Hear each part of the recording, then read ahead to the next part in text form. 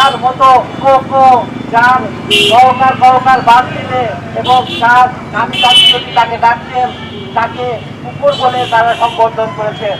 আসলে এটা আমাদের জন্য অত্যন্ত দুঃখের বিষয় যে এমন একজন ব্যক্তি যিনি আমাদের এই কুষ্টিয়ার এমপি প্রার্থী এবং তিনি দেখেছেন বিভিন্ন সময় বিভিন্ন রকম কুরুচিপূর্ণ কথা বলেছেন।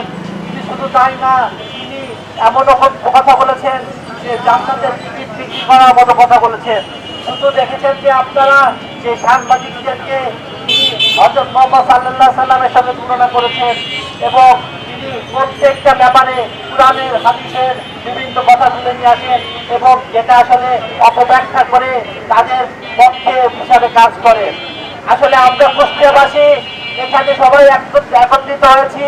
গতকালকে আমরা যখন দেখেছি যে এই আমির হামজা নামক কুলাঙ্গার যে এই কুষ্টিয়ার যে পরিবেশ নষ্ট করছে, সে সারা বাংলাদেশে যে আমাদের কুষ্টিয়ার যে নাম সেটা বদনাম হিসেবে সৃষ্টি করেছে, সেই আমির হামজার সেই বক্তব্য শুনে এমন কেউ নাই যে কষ্ট পায়নি, যে তারপরে রাগান্বিত হয়নি। তার প্রতি ক্ষোভের থেকেই আমরা আজকে এখানে এসেছি কুষ্টিয়াকে সারা বিশ্বের কাছে একটা গৃহীত অবস্থায় নিয়ে বিভিন্ন প্রোগ্রামের মাধ্যমে এই যে প্রত্যেকটা আমির হামজা বাংলাদেশের জামাত ইসলামের সে আরাফাত রহমান পক্ষ সম্পর্কে কুরুচি মন্তব্য করায় এবং সে যেন ক্ষমা চায়, এই ধরনের কুরুচি মন্তব্য যেন আর সন্তান আমির হামজার জন্য খুবই লজ্জিত। সম্পর্কে কুরুচি কথা, তার সম্পর্কে বাজে মন্তব্য মিলিয়ে তার এই তীব্র নিন্দার প্রতিবাদ জানাচ্ছি।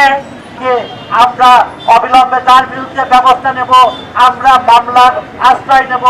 আমরা এই আমাদের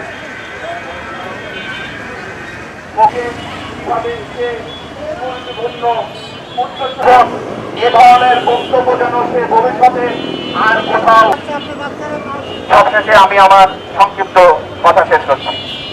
কথাবার্তা শুনে থাকছি আমরা, এইগুলো আমরা কখনোই কাম্য নয়।